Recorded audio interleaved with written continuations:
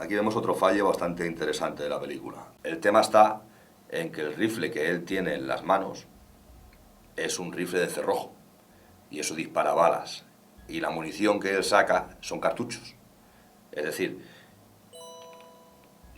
no funciona, ¿de acuerdo? O sea, el rifle dispara balas y la munición son cartuchos. Un pequeño fallo porque obviamente después usar los cartuchos y con las balas no hubiera funcionado. Pero no corresponde la munición con el tipo de arma que lleva el tipo.